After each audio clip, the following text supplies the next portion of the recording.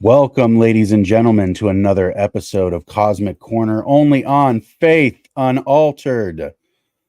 Oh man, it is good to be back here. It is good to have some repeat faces. I love these men. This is going to be so great. I'm going to have loads of fun. It's been a long day, but I'm ready for a good discussion. With me again is my twin Troy. What's going on, buddy? Hey, how you doing? Doing good. With us again is our counselor friend Spencer. Welcome. Hello. Hello. Yes, the mute button, the infamous mute button. And then we have also the guys from Identity Crisis podcast. Once again, Jalen and Dylan. Welcome, fellas. How you guys doing? Good, man. How are you? Doing very well. I am not as energized as I would prefer to be for a Friday episode, but hopefully I have the bandwidth to do it. We'll make up for it. Yeah, we'll make up for it. Yeah, that's why I don't do these by myself. Energy. There's no way I could do this by myself, really. Like I really appreciate all of your guys' eagerness and everything else, especially with Spencer and Troy. You guys have been here since the beginning, and it's fantastic to be able to have this continuity, and you guys are invaluable to me. So thank you very much. That's mutual. Yeah, absolutely. And I appreciate that. I just wanted to say, Josh, thanks for having us back on too. Thanks for making us part of the cosmic crew. Absolutely. You guys earned it by being so cool, and then you earned it again by coming on and being even cooler. Thank you. Don't flatter us too much. Oh, you'll get it. You'll get what's coming to you. So tonight we're going to be discussing something that we've touched on in kind of sporadic points throughout other Cosmic Corner episodes. Tonight we're going to be discussing symbolism of light and darkness. Now, this is something that a lot of people have probably considered in some ways, or in one way or another. It's something that we kind of all think about in some way, and then maybe not in others. It's not something that we spend all that much time on, unless you're like a symbolism nerd, right? Or if you're somebody who has gone through well, I know Sean in the chat will know what I'm talking about. If you've gone through bouts of darkness where you participate in things that are dark, you have an acute awareness of the difference between light and darkness. And it's something that is hard to define. It's hard to articulate, but it's something that's all over Scripture. Scripture is saturated with this language. And so what we want to do is not only define our terms, but kind of expand how Scripture has multiple ways that it talks about the illustration of things through light and darkness. Obviously, one of the first things that we would want to do is, let's say the hermeneutical principle of first mention is the best way to inform our situation. And so that would be to pull up the first time in Scripture that light and darkness are mentioned. And that happens to be on page 1. And so I have here, rather convenient. Let me just pull it up for the convenience. We have, in the beginning, God creating, the earth was form and void, and darkness was upon the face of the deep. First question that I have for you lovely gentlemen to kind of ponder over with myself is, why in the world do you think darkness is mentioned before light? Because that's been bugging me all week. I haven't mentioned it, but I wanted it to be one of those things. If we see here, why is it darkness comes before light? Do any of you guys have any thoughts on that? I have a couple of things, but I wanted to kind of leave it open-ended for a second. We have darkness in verse 2. Because Genesis 1 is to just describing God putting chaos into order. Okay, that's so my shorthand. So the first thing that God created was something that was formless in the earth. The verse 2 says the earth was without form. So I think I agree with you. I think that's a good start. Formless is something like potential, right? Yeah. It's kind of a thing that I think illustrates that well. Okay. Anybody else got a thought on why darkness comes first? That's what I was thinking. Oh, go ahead, Jalen. Oh, okay. Sorry. I was, darkness and light have, like you said earlier, Josh, the symbolism is saturated throughout scripture, but even in its saturation, there are a multitude of different angles that can be looked at for the symbolism of light and darkness. And like Spencer brought up, in this particular situation, light and darkness represent chaos and order.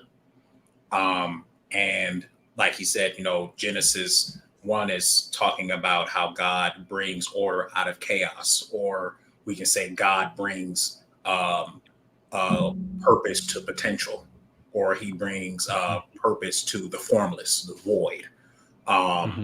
And so I think that's probably the accurate angle to take with the symbolism here, that the formless and void can represent a lack of purpose or lack of direction, a lack of aim or goal or something like that. And God is reorienting the darkness toward a specific end and bringing light into it, or by bringing light into it. Yeah, and to piggyback off of Jalen there, if you take it from just like an artistic perspective, when an artist has wants to begin a piece of art, they can't really just start with the art itself. You have to have some sort of canvas in which to draw upon and paint upon. And so when it says in the very first verse there, in the beginning, God created the heavens and the earth. So we have our canvas here. Now the earth was formless and empty. There's nothing really there. It's just pure potential right there. And so it says, now the earth was formless and empty, and darkness was over the surface of the deep, and the Spirit of God was hovering over the water. So you could look at this as an active way in which God is starting to take the potentiality and to form it into actuality, to actually carve it into something, if we were to take this sort of artistic language with Genesis 1 here. Yeah, I'm not wanting to repeat what everybody said. That's kind of how I'm viewing it too. It's full and unexplored potential, which, when you're in any situation, as you explore, you bring light and understanding to where you're exploring. And I love the Dylan, your thing about the artist, right? Some of the most eye-catching contrast paintings usually start with a black canvas, right? Because you have the darkest in the back, and then light emanates when they paint lighter colors. So I think that's a beautiful picture of this unrealized, unspoken, full potential that's unexplored. We have a comment here from Emily, says tohu vabohu, emptiness and void, very womb-like. I agree. It is the womb from which new forms emerge. And so it makes sense to me that this language be connoting something in its formation stage, like you guys were talking about, that making of potential. Sean says potential precedes purpose. I think that's a really good condensation of what it is that we're talking about. He distilled down some of what Dylan had said there. Especially, I like the idea of a dark canvas creating the contrast for when the light appears, right? I think that makes a whole lot of sense, especially from the perspective that we're taking it, which is a more abstract, symbolic sort of interpretation, because we know already that literal darkness happens when light is not there. And since God hadn't created light yet, of course there's darkness. There's that's a duh, but at the same time, the fact that it is mentioned first, because God didn't have to say that darkness was there. It could have just said the earth was formless and void, and then God said. But these details matter. As condensed and distilled as Genesis 1 is, it seems like nothing is there on accident. Everything matters. Every piece of it should matter. Go ahead, Dylan. Were you saying something? Me? Oh, I just said absolutely. Oh, okay. Sorry. Sorry. You're a slight delay, after me, so I thought I was talking over you. My bad. And so to bring up the text again, I would like to show in its first mention there in verse 3, we have it, the premier star, let there be light, and there was light. How cooperative our creation is. It's beautiful. And God saw the light, and that it was good. God divided the light from the darkness, and called the light day, and the darkness he called night. And evening and morning were the first day. I notice here it's very interesting, and I kind of want to pull this out also. In terms of verse 4, God saw the light and that it was good. Does this connote that the darkness is not included in that first day being good? I think you can say that, but I don't think that's what's being said. Okay. I think and I'm just thinking off the cuff here a little bit, but I think what's being provided here is, from a symbolic standpoint, is the light is the governing agent by which the darkness. Let me see. I don't want to put this. It's the governing agent by which the darkness. How do I say? Conducts itself. It is confined to, because, like we said earlier, the darkness represents like chaos, right? And the light represents order. And so it is through the light that the darkness is molded toward its purpose. If that makes sense. Like, darkness isn't bad. It just lacks purpose without light. Right. I think that goes along with what we said at the beginning, is that unrealized potential is neither good nor bad. And God bringing direction and bringing new information into something that is just pure potential, there we go, is what brings good, right? Is that it's direction, like you said, Jalen, directionality to the darkness. And now you have light, something different than the matte black of an entire universe that is unexplored. Now you have something with purpose. Yeah. So then okay, go ahead. No, I was going to say, and then so for God to say that, God saw the light and the light was good, it's almost to say that God gave purpose to the potential, and he saw that potential guided by purpose is good. Mm-hmm. Well, and someone in the comments brought up John 1, which I think is really important to understanding Genesis 1. Yes. And yeah, in there, John says that what has come into being in him, in the Word, was life, and the life was the light of all people. And it also says later that the world came into being through him. And so the idea there is that, like, the teleology, the purpose of all creation is Christ, and that's at least how John sees who the light is that comes into the world in Genesis 1. Interesting. Somebody else is mentioning, or I think it's the same person, John Apologetics, is mentioning gap theory, with the idea that the angels may have already been there in the spiritual realm, the heaven and the earth, and all their host had been made.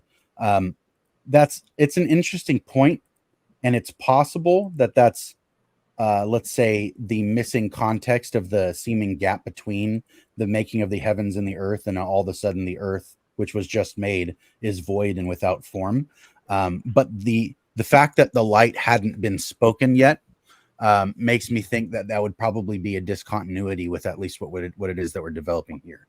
Mm-hmm. But one of the things that stands out to me, especially, granted that you guys went through everything that you just did, darkness coming first makes sense to me, both for being chaos and potential, but also because when God says he saw the light and that the light is good, right?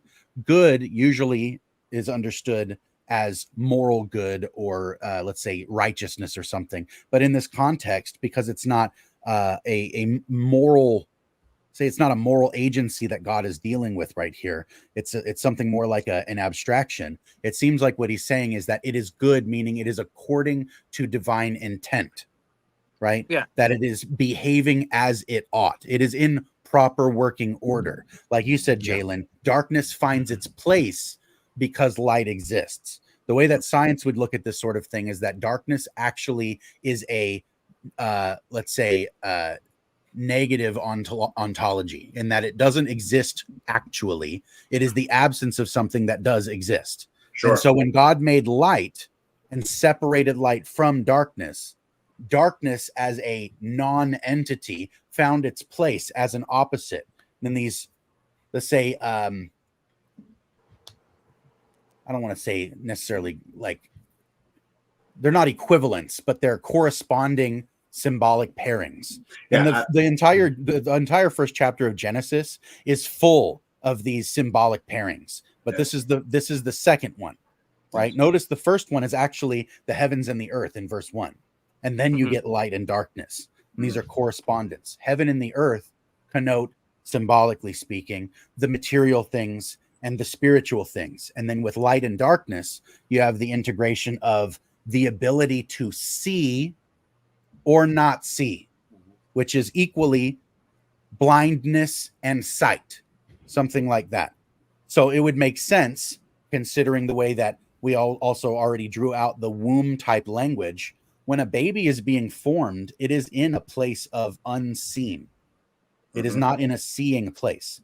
It is actually not even when it is born that it's capable of really seeing yet. It's capable of noticing light first. That's the first thing that it's capable of noticing when it leaves the womb. It opens its eyes and it sees light shades. It doesn't see you. It sees light shades. And eventually that sight develops further, and the light begins to be a discerning mechanism so that they can see and interact externally. But even, let's say, experientially on the ground floor for the individual, our world starts this way as well. So I think it's really remarkable that in an ancient context, Moses couldn't have been the deepest thinker in the world this much, right? Moses was no joke, but there's no way, like there's no way that he had the insight to make this kind of micro macro relationship. You see what I'm saying? And it's interesting that those things are just implicit in the text from the start. This is day 1, page 1, chapter 1 of book 1. It's amazing. Absolutely. It's a lot to unpack. Yep. Okay, so then since we've had a little bit of, let's say, introduction about Travis isn't going to be able to make it tonight, so thanks for wanting to, and we hope to have you next time, brother. That is fine. I want to meet him. Yes, absolutely. If you haven't had a conversation with him about things, he is definitely a powerhouse, that guy. So Jamie is saying here, I'm going to go with darkness is more than being an absence. I don't disagree with that. I don't disagree that absence is all that darkness is. I don't think that's what it is either. And it's possible, like you mentioned here, that if you believe God has some kind of primordial enemy, it's not necessarily an either or, and it doesn't necessarily have to be a one-to-one. Thankfully, most of the time, symbolism isn't a one-for-one. It's a contextual language. And so it means what it means because of what it is surrounded by, rather than necessarily what it means, right? So with that being said, it's one of those things where you actually do get the depth of meaning, not just in the symbol. If I said, what does light mean? You could give me any number of meanings. But if I said, let's say Satan comes as an angel wrapped in light, now what does light mean? Right? Light is now a disguise rather than a moral quality or a physical phenomena, right? I don't think that when Satan comes, he's wrapping himself in what we call lumens, which is the measurable state of light, materially speaking, let's say. But it doesn't mean that he's wrapped himself in good deeds either, right? It doesn't mean that he suddenly purified himself. Right. It means something else. Especially when you consider what the Greek definition for the word masquerade, we translate it back to the Greek. It essentially means to transform your outward appearance, your shape or form, not your inward. Exactly. When you consider that, it's certainly not saying that that Satan is presenting himself as a good. He's presenting himself as the outward appearance of good, but not as good in and of itself.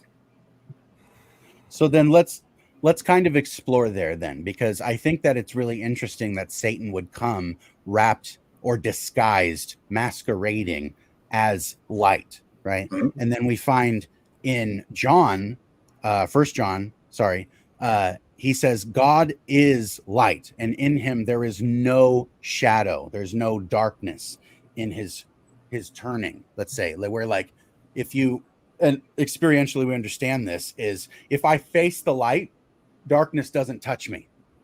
But if I turn, it can. If I turn away from the light, darkness can touch me. God is light. Therefore, in his turning, darkness cannot touch him. Right? He's the source. Yep, right, exactly. He's the source. What's interesting is Satan is not a source of light. And so he has to play his cards correctly and play a game, right? If Satan comes wrapped in light, it is because he's trying to use it as a masquerade, like you said. But when God shows up, especially, let's say in the incarnation, we have the Mount of Transfiguration, and Christ is then wrapped in light. So we have this interesting contrast that's happening where Christ is wrapped in light, but in his case, it is authentic. I wonder if, not to go pure metaphor, but I wonder if light in these two instances are analogous to knowledge. As in, well, where would we get in the first century Christian writings that Satan appears as an angel of light? Where would that be coming from? And the thing that I can think of is like what's in the Book of Enoch and some second temple literature, where the fallen angels give knowledge to humankind. They enlighten them with knowledge they're not ready for. And then you see with, for instance, Germany and their headlong rush into technology. Most of that technology, if you look at its sources, was divination and Satanism, right? Is that their knowledge came from illegitimate means. So maybe that would be part of it. And then you think about, all right, contrasting it with what you just said, the Transfiguration, there was some serious knowledge being handed down in regards to what was going on in the Transfiguration. Jesus is revealing himself as fully God as far as humans can contain that vision before being glorified on the cross. That he's not less God because he's fully man. Having a conversation with Moses and Elijah on their respective mountains, 6 days that they had to travel to the top of this mountain, the same 6 days that Moses had to travel up his mountain. And right, so there's these parallels that are going on here. So yeah, I would think that in this context, light is a good analogy to what, or knowledge is a good analogy to the light that we're seeing here. It's also interesting. St. Paul seems to certainly agree with you there, Troy.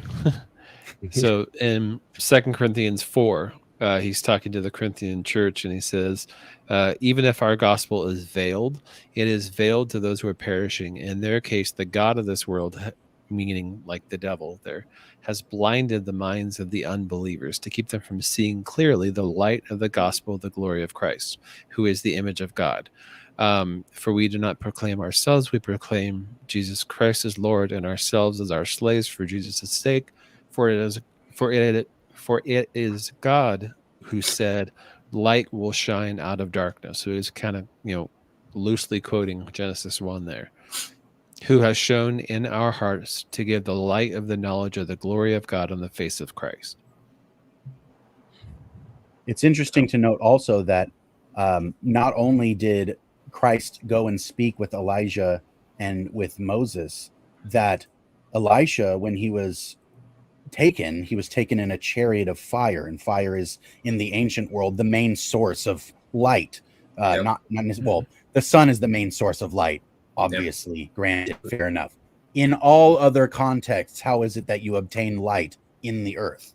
It was by way of fire, right? And so fire a chariot of fire is analogous, or at least in some genuine sense, connected to a vehicle of light, right? And then Moses also, while he's on the mountain, is having an experience of God, receives the law and communes with God and so forth. When he comes back down, he is also not only given revelation and illumined to bring back revelation with the law, but also his person is illumined. And he had to wear a veil to hide himself from the people because of his light, right? And so you have also with it this connotation that light is good, but light can also be too much, right? So there's this kind of... sorry, Josh. It's funny you bring that up because Moses, because of how he got that light and his face was illumined. You remember when he's up there on the mountain for 40 days, he asked God to see his face. God says, whoa, no one can see my face and live. So I'll tell you what I'll do. I'll hide you behind the cleft of a rock. I'll put my hand over your face and I'll kind of walk by you and let you kind of see my back. And that actually aged Moses like 40 years. And so when he comes back down from the mountain, it's almost like an analogy there, but like the battle between light and darkness, because man, we can't see God in his fullness and live to tell of the encounter. Right. And so it's Exactly. almost it's like light and darkness can't coexist together at the same time. Right. So then what we have there is actually the 1-2 punch of how light can be a net good, let's say, and something that corresponds to the character and nature of God, but also something that is simply not compatible with the normalcy of man and his nature, right? Like it's not like God could just unleash all the light on us all at once and us be able to deal with that and go back about our lives and participate the way that we do. And so light seems to be available to us in small increments, right? Mm-hmm. And the incremental light that God gives to us is similar to how Moses said, let me see your glory. I want to see your glory. It's a great point. I want to see your glory. And the glory is the shining forth, right? I would love to see you shining forth naked before me. I want to see your face, Lord. And God says, no, that'll just kill you. Yeah, right. You don't want that. Right. No, yeah, you don't want that. That'll just kill you. But it does make him illumined. And when he comes back, he is in the same position, oddly or not oddly enough, as God was, to say, you can't see my face and live normally. Right? They were telling him. Moses didn't have to warn them. They told him, we can't deal with you, man. This doesn't it's too much. It's too much. You got to stop. Like, we can't do this anymore. You need to cover yourself, right? And so there's this, not just the light and not just the darkness. There are things that God does, let's say, and this is, I think, drawing the light and darkness out a little bit more past moral categories into something that is really symbolic, which would be the idea of revelation or knowledge, like Troy said, and then the hiddenness or the veiledness, the blindness that it causes us when something that is too much light cannot simply be granted. And so it needs to be shown to you without seeing it. Right? Well, basically right now, Josh, you're talking about the tree of knowing good and evil, or the tree of knowing good and bad right now, which, this is something that I covered in my podcast. When I was talking about both of those two trees, but there is a consistent theme in the church fathers that looks at the tree of knowing as being something that God would have let Adam and Eve eat from when they were mature, when they that they were immature in the garden, and the whole point there when God says do not eat from this is not because it's bad for you and it's going to kill you, but to say, no, like, you're not ready yet. You can't quite handle the full light, the full amount of knowledge. And so, I'm going to grow you up. I'm going to give you the tree of life, so that way you can mature, you can be shaped ever more closely in the likeness of Christ. And when you're ready, you can be able to eat from that tree as well. But because they saw, which again is another, symbolic picture of vision of not being veiled, because they saw what seemed good in their own eyes. They reached out and took and ate before they were ready. That's when it caused death. That's interesting. Yeah, because like Troy said, the illumining is also to deal with revelation or knowledge. And oddly enough, it was revelation that they took inordinately that caused the fall. It was too much light, which is weird because you'd think why wouldn't it be called the fruit of darkness? Right. That seems like a much more apt name. Because it was created by religiously God, and God only creates what is good. That's Right, but interesting. if Well, you in Isaiah, stare at to the be sun, fair, you'll go blind. in Isaiah, to be fair, God claims that he made darkness. So there's that. But then there's also that God made the fruit. God made the fruit in the garden in these days of creation. At some point, this fruit was made, and still God called it very good. And so it's not that the fruit is evil. The fruit is the knowledge of good and evil. And that knowledge is intimate participatory knowledge. Right. Yeah. And also what made it problematic also too is I think it was the motives of Adam and Eve in eating of the fruit. It wasn't just like you said, the eating of the fruit, it was why they ate the fruit, right? To be like God. Yeah, and also it was who informed them to eat the fruit. And whose voice they were shemaing. Exactly. With their source of information that led them to make this decision. They were trying to take ungodly methods to achieve godly goals, which is ultimately kind of what sin is, right? In a nutshell, it's taking perverse and ungodly methods to try to reach godly destinations. Well, go ahead. And that's why Augustine talks about the effects of the fall as being that our loves are disordered, that they're like out of order. Yeah. Precisely for that reason. Yep. Dylan, you're so quiet. I was waiting for a moment, but y'all were rolling, so I was letting it go. It's your moment. One thing I was going to say in terms of like light and darkness here, the big thing that kind of jumps out to me is like proportion control. So like, for example, we could take like going to the gym. Like going to the gym, typically we associate that as a good thing. It's good to be healthy. It's good to exercise, all that sort of stuff. But like if I go on the bench press and I load up 500 pounds, yeah, bench press is good to develop your chest and other muscles and everything. But if I put way too much on there, I could get seriously damaged, you know? So kind of like what you guys were referring to earlier, or if you take in too much light at one point, you know, it could be damaging to the individual, kind of like with the analogy with Moses earlier, how he aged 40 years and everything. So, I mean, there's many things that we could point to, like all things are good in small portions, not all things quite literally, but, you know, in a general rule of thumb, you know, having a small fun-sized Twix bar, I had one of those in the morning. It was dumb, but that little fun-sized thing is not going to be a big deal. If I had a giant bag of them, that's going to set off my whole diet. It's going to ruin my energy. You know, now I'm indulging in gluttonous sin. Like, come on now. Like, it's you can see how one little tiny snack turn into, you know, sin against God really quickly.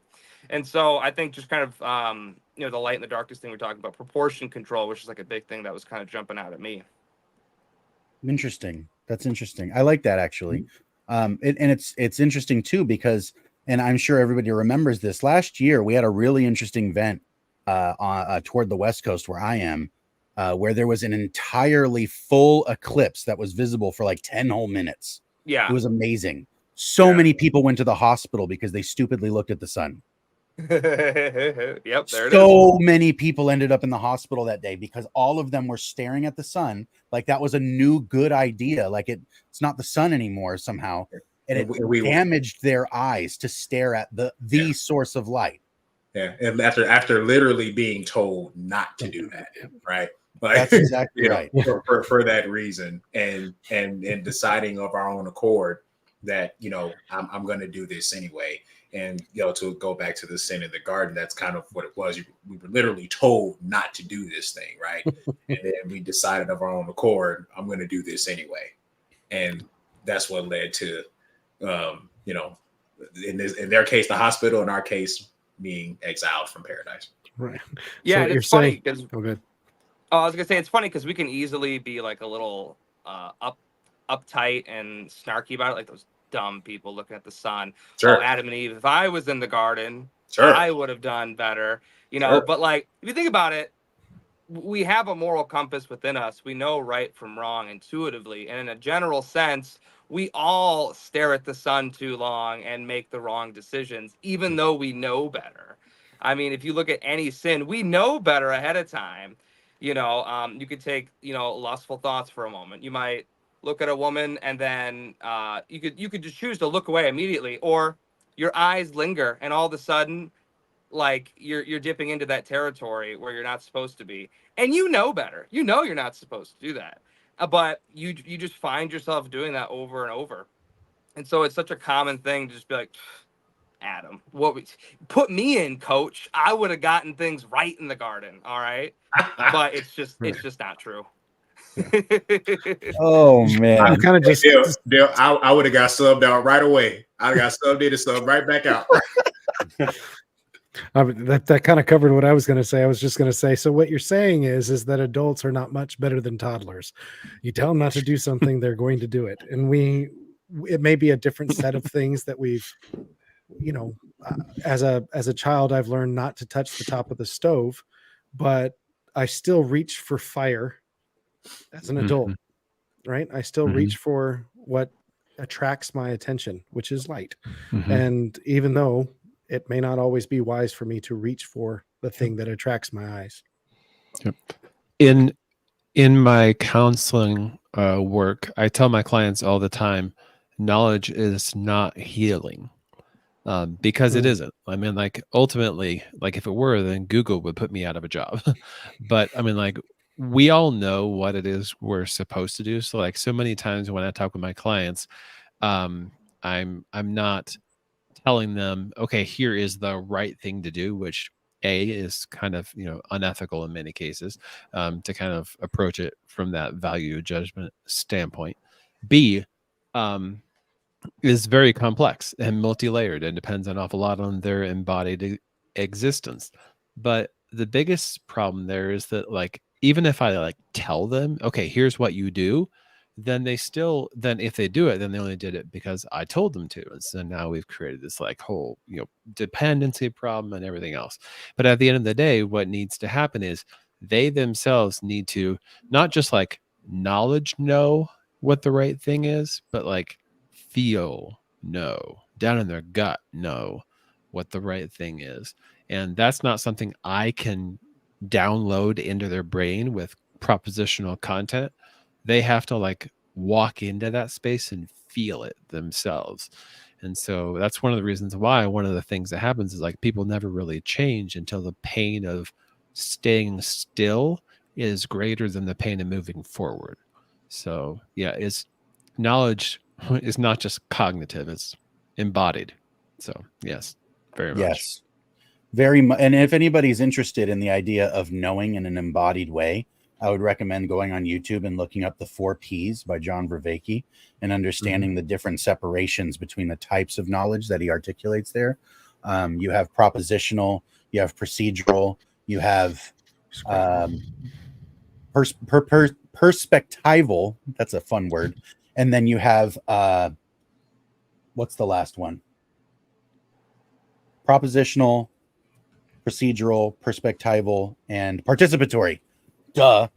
And then, so those are the different forms of knowledge that he articulates to explain some of the things that Spencer was just talking about, if you guys want to know more about that. Anyway, the thing that stood out to me just a moment ago, yes, Jamie, 100%. Experience is better than propositions, which is why the gospel is not just a checklist of things that I get you to say yes to.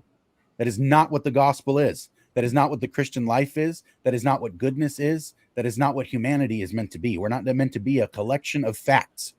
Hey, that is Josh, not knowing.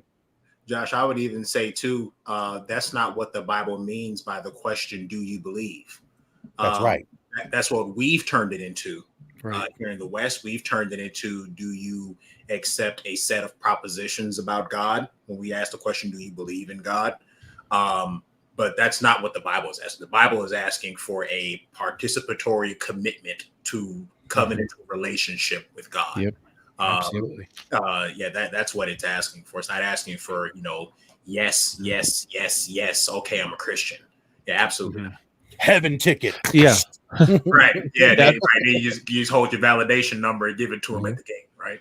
Exactly. That's what Christ says in John 17:3 when he says that like this is eternal life, that they know you and Jesus Christ whom you have sent. So like the idea there is not just simply that they assent to a set of propositions about you, but that they live in you, that they participate in your own life.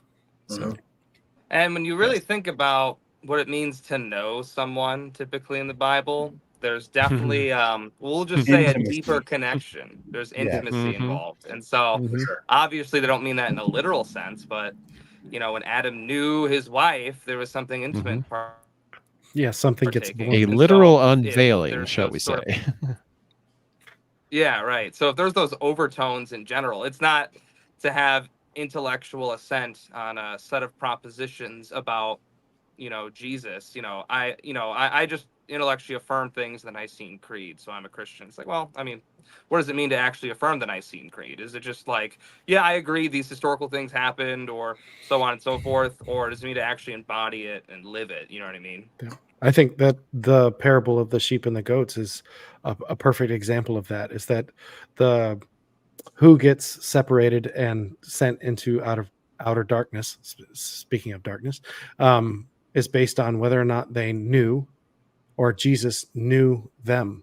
But he defines it through their interaction with those in need of them. Right. So you've got when I was in prison, you visited me or didn't visit me. When I was naked, you didn't clothe me. When I was hungry, you didn't feed me. Lord, when did we do any of these things or didn't do any of these things? And he goes, whatever you didn't do to the least of these, you did unto me. Depart from me. I never knew you. Right. So that knowledge, what you were talking about, that intimacy side of things, Jesus actually spends the time in a parable defining what level of intimacy he's talking about. That is the experiential knowing of Christ, and Christ knowing you is how you treat the poor, the outcast, the orphan, the widow, the naked, the imprisoned. And that's quite scary for a world that has been raised on the stamp, I've got my ticket to heaven. I've got 2 tickets to paradise. I don't have to worry about anything else the rest of my life. And it's, that's a challenge to our Western propositional way of knowing. Yeah, once saved, always saved is probably the most dangerous doctrine to enter into Western Christianity, hands down. Mainly because it sounds so good on paper. Yeah. It's very relieving to a very high, anxious, Certainty. modern. Yeah, exactly. There's the certainty there, and especially with high levels of anxiety in the modern world in general. It's like, oh, I just want to know. I'm freaking out. You know what I mean? And actually, I used to freak out when I believed that doctrine before, because I would screw up and I would fall into some sort of grave sin. And I'd be like, oh my God, like, does that mean I was never saved to begin with? And it's crazy because when you really start, not to go too much on a tangent, but when you really start unpacking, like, once saved, always saved, and analyzing, because like you'll get people who'll be like, well, I've been saved for 20 years. I'm like, yeah, but what if like you like fell away from the faith? Well, then I was never saved to begin with. And it's like, okay, so we're in this like weird time warpy thing going on where you're like, it's almost like Schrodinger's salvation or something, like you're saved and not saved. Like what's going on here? It just becomes kind of absurd. So I found I was more anxious when I affirmed that doctrine. And then I felt like relief of anxiety when I was just like, oh, okay, it's just false. Look at that. That's way more convenient. So hey Dill, I would add to that, the doctrine of itself. First of all, I agree with everything you said. It is dangerous. But I think also what it does too for the Christian in the West is it makes you lazy. Spiritually, right? Because as soon as I check off the boxes, right, and I'm saved, it's like, okay, relax. Right. When in reality, we're just getting started. Like we just started jogging on a cross country marathon, and we just started jogging like 10 seconds ago when you first come to Christ, right? Like that's just the beginning. Like this is not the time to sit down by no stretch of the imagination. There is work to do. That's like saying I do and not doing anything anything after that. Sure. Which for most people, like, and that's another area too, where most people think like, hey, once I say that, we're done. No. And there's somebody who's been You just started. Somebody who's been married for almost 8 years now.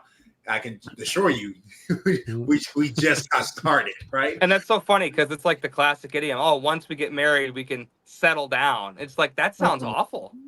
And especially when we have this imagery of like marriage is like analogous to Christ's relationship with the church. Is that what we think the Christian life is? Oh, I'm just gonna get saved and then we can just like settle down and chill out. Like, right. No, my friend, not at all. It's the expectation that in marriage or in Christianity that once we say the prayer or say I do, is that now reality becomes static. Yeah. It's like, no, this is when it becomes more dynamic. With this intimacy, now life is getting produced and more life, and chaos is now something I have to actually maintain, right? And keep at bay. And it's in my house, not outside my house now. All of those things, life becomes way more dynamic after I say I do, after I become a Christian, because now I'm actually having to face all of that. Yeah, right. Well, and honestly, that starts all the way back in the garden in Genesis 2, where Adam is put in the garden, and Adam is prior to the fall, so he is in a state of grace at that point, and he's been put in the garden. He's told to work. And keep. And the words there are like, work is like worship, very much, but it also is, then keep is the word that is used for the Levites that are designed to like guard the temple, guard the tabernacle, to keep the impurity out there from going into the holy space. And so it very much is this like guarding and protecting kind of idea. Yes. And while I don't know that I would say that I could say this with certainty, I certainly do think there is some indication in the text that the serpent, the Nachash, was outside the garden in the field, and that Adam first failed by not properly keeping the garden. But all that aside, all that to say that like the whole point of the becoming like Christ life, which is true for Adam and is true for the redeemed humans in the likeness of Christ, the second Adam, involves working and keeping. Yes. It's interesting that you should mention the serpent. There's actually a question that I starred here, or not a question, but a statement that I starred here off to the side that I think is interesting. I kind of want to get your guys' take on. Nachash means shining or brazen, among other things, illuminating the future, possibly forbidden divination. We had just mentioned earlier that Satan comes as an angel wrapped in light. Very much the same imagery connoted there. What do you guys think about the idea of forbidden divination as let's say when Christ, this reminds me of when Christ is talking about when the light inside is darkness, how deep that darkness is. Yep. Sure. It almost reminds me too of I think that's 2 Timothy 4, where it talks about having a form of godliness but denying its power. It somewhat reminds me of that idea, even Lucifer masquerading as an angel of light, right? Like it's a form of godliness. It's an outward appearance of godliness, right? So it's attractive to humans, right? Because as human beings, right, we were created to worship, right? Yeah. We were created to worship God, who is light. So there's an attraction to the element of light, that in the masquerading, in just the transformation of the outward appearance, it gives off the idea that this is godly, that this is good, that this is pure. But upon further inspection or a deeper examination, we find that darkness that you just brought about, right? How deep is the darkness? How empty is the darkness? And so I can see that here in the forbidden divination, that it's a form of godliness, but it does not yield godly results, or it does not bring you closer to the one true God. Well, there's an element of that kind of like looking at the future in Genesis 3, where the Nakash says, for God knows that when you eat of it, your eyes will be opened and you will be like God, knowing good and bad, Tov and Ra. And then after they eat of it, in verse 22, then Adonai God said, see, the humans have become like one of us, knowing good and Ra, and now, or good and bad. And now they might reach out their hand and take out also from the tree of life and eat and live forever. And so the idea there is like the Nakash is telling them the truth, actually. He's saying, hey, if you eat of it, you will be like God. And that's exactly what happens. Problem is, they're not ready for that. And that's why God then says, okay, I need to pull them back from the tree of life, because if they go and eat from that tree in this state and stay like that forever, that is absolutely like inconceivable. And so, yeah, it very much is this kind of idea of like the Nakash is giving them a vision of what life will be like when they are like God. And that was exactly what they were designed to be. But they have to do it on God's terms, in God's time, not because he arbitrarily states that they have to, but because that's the only way that they can actually participate in life.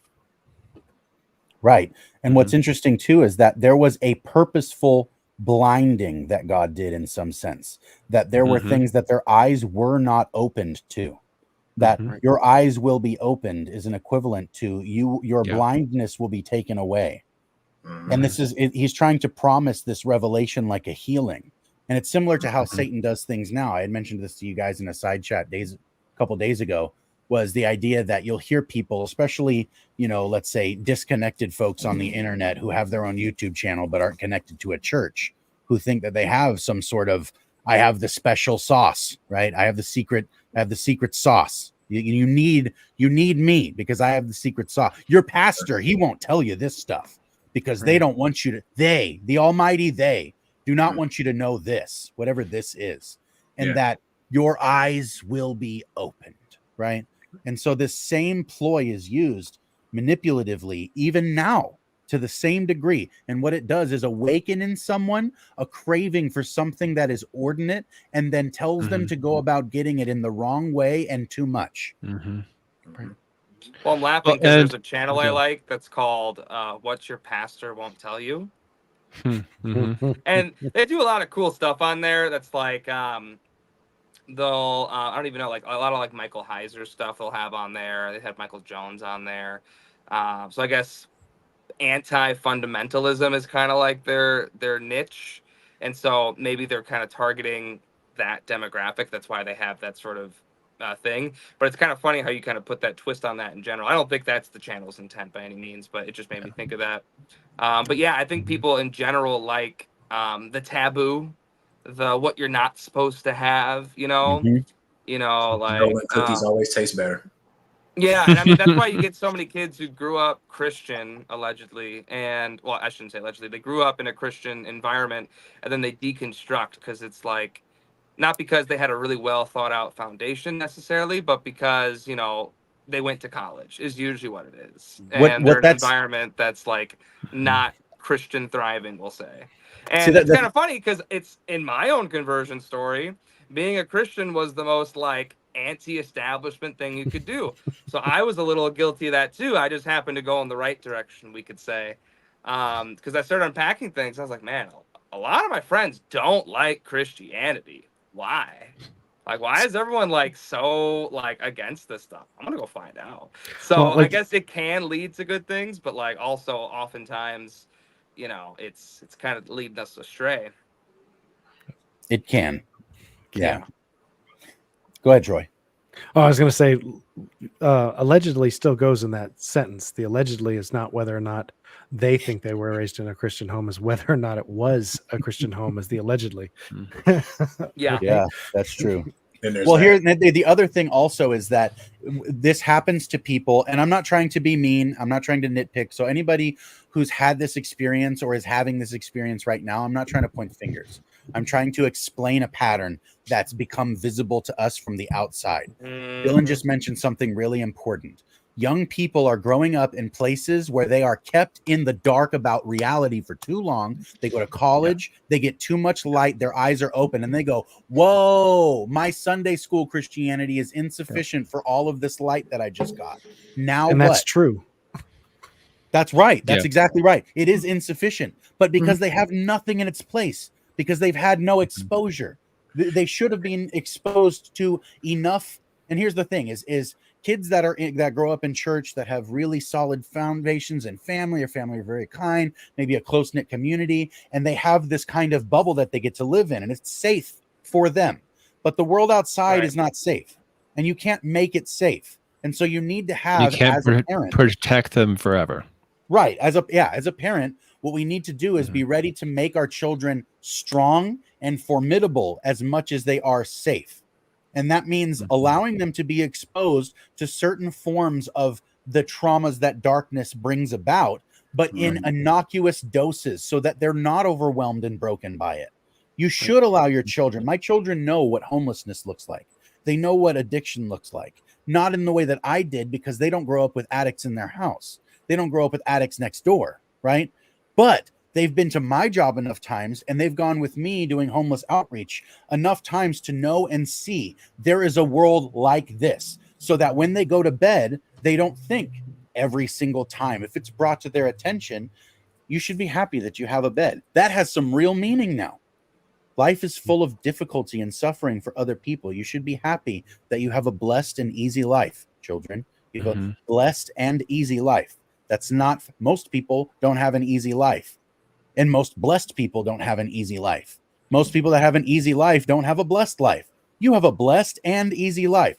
Bless the Lord for that. But you know what? They're aware of what that means because they've seen the other side of it, right? And so when you blind your kids not to light but to darkness, then darkness comes in and they're like, "Whoa, wait, before." Right. And then on the other end of that, which is even almost more terrifying, children can tell that the world has bad guys. That's fine. But children don't know that bad guys know how to make bad things look great. They do.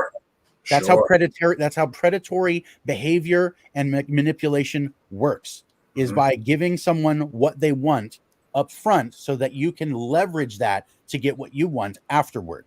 That's what predatory things and behavior people, they do things like that. And so our kids don't realize that when they're growing up and they're being sheltered from darkness, that when darkness is finally exposed to them, they don't always just see monsters.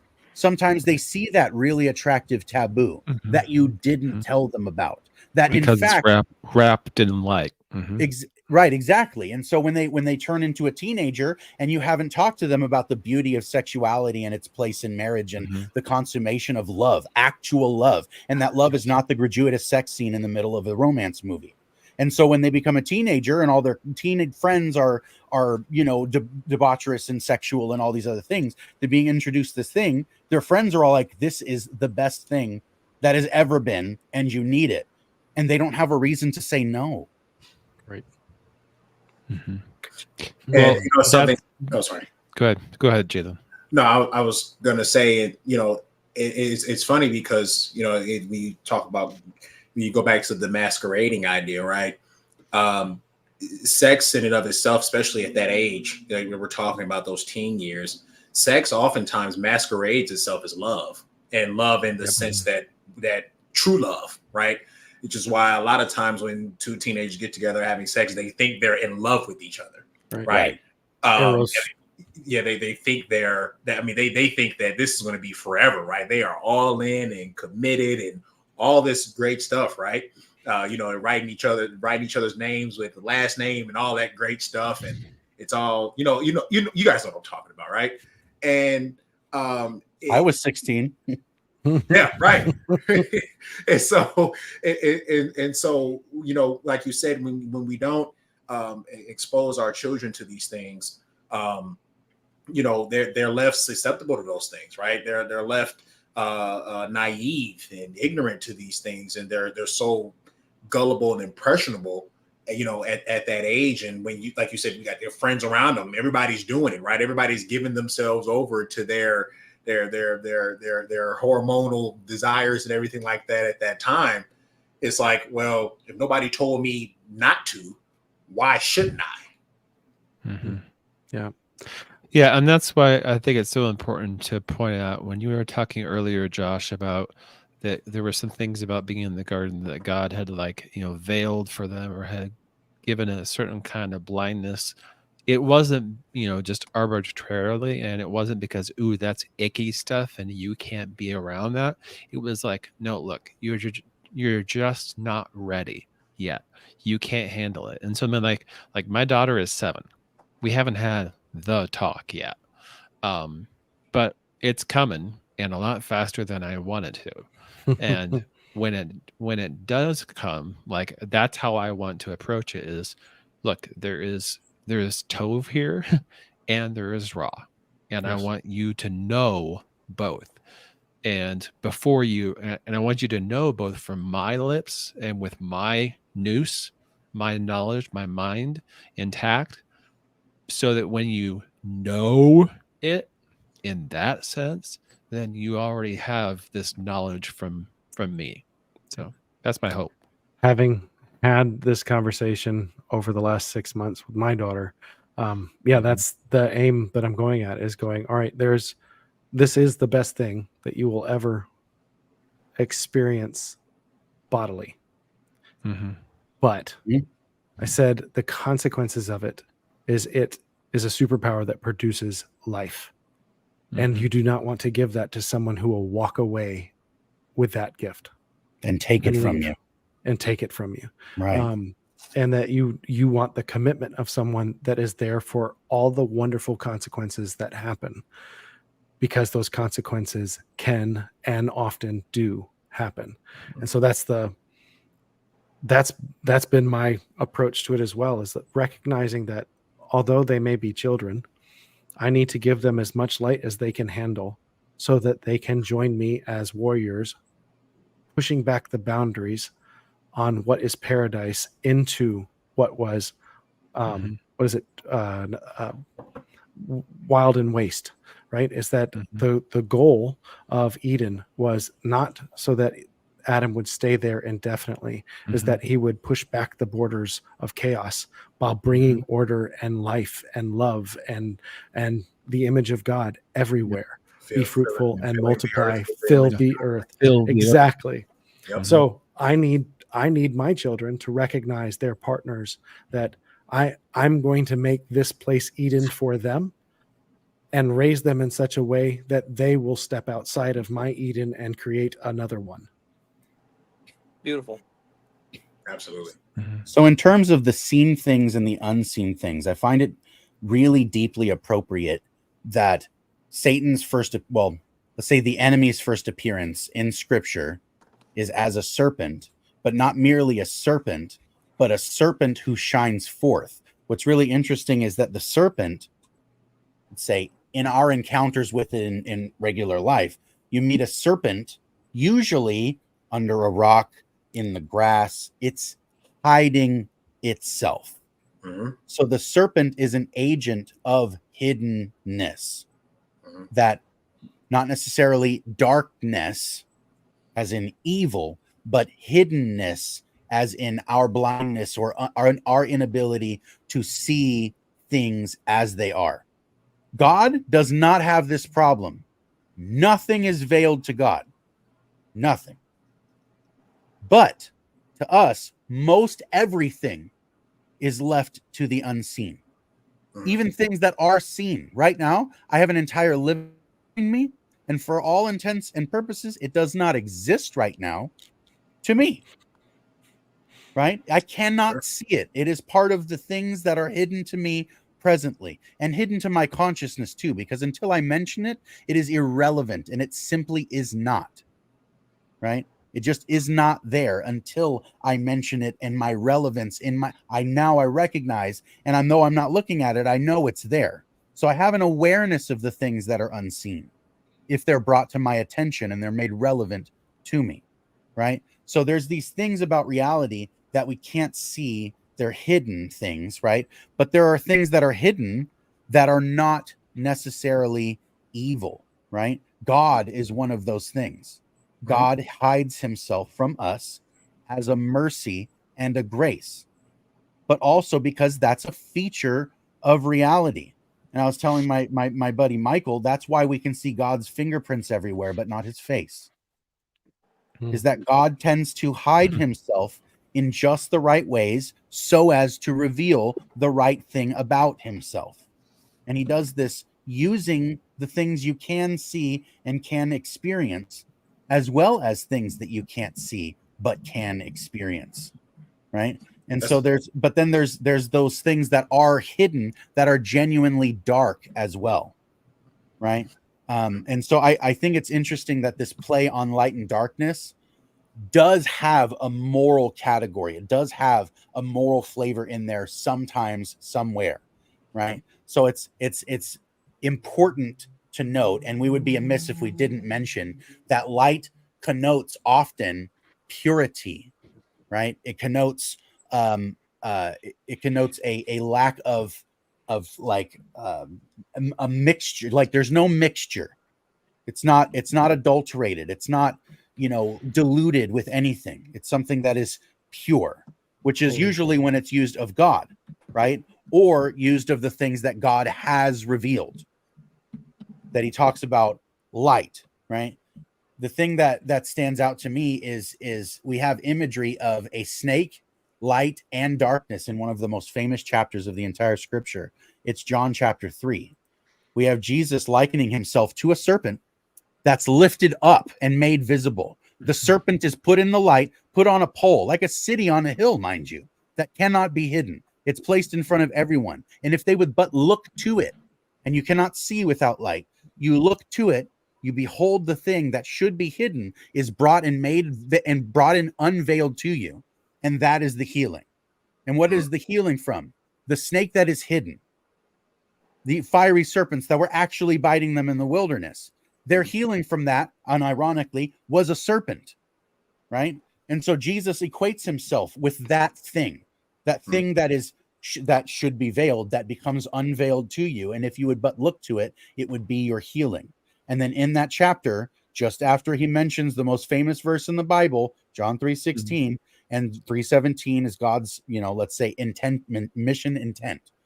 And then you have 18 through I think it's 23 or so that talks about light and darkness, how light has come into the world, but men loved darkness rather than light because their deeds were evil.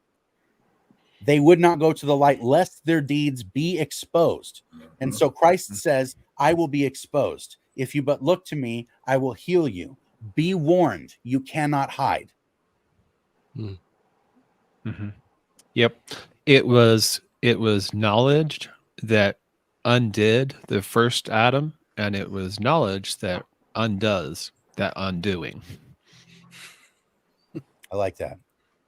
I like that. Yeah, it's also it really, speaking of exposing, right? It really just lays plain the motives behind the hearts of man, right? He talks about men hating light and loving darkness. Loving darkness rather than light because our deeds were evil. I think about like if I'm like asleep in my bedroom, right? And my wife or my daughter come in and turn the light on. And I think about how irritating it is. Like if I've been sitting in the dark or I've been sleeping, how irritating light is at that time, how frustrating it is. And you're saying, turn off the light, hurry up, turn it off as quickly as you can. It hurts. It's bothering me. It's irritating me. And how you look at that from a spiritual standpoint,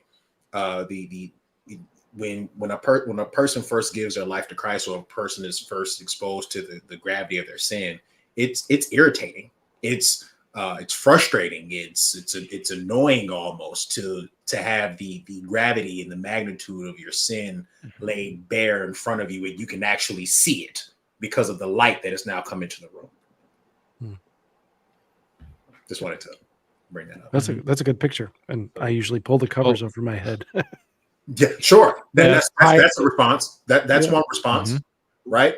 Is to hide from it, run from it, act like you don't see it.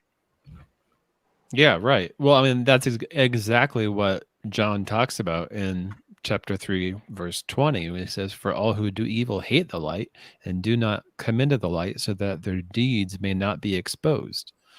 But those who do what is true come into the light, so that it may be clearly seen that their deeds have been done in God." So it's very much that like sense of like, I don't like having, I mean, and I don't think any of us do like having our deeds exposed and laid bare and evaluated in light of that. But it's really, really necessary to be able to, and that's one of the reasons why it says confess your sins, and he is faithful and just to forgive us our sins. Like those two are tied together there, confession and forgiveness, for a reason.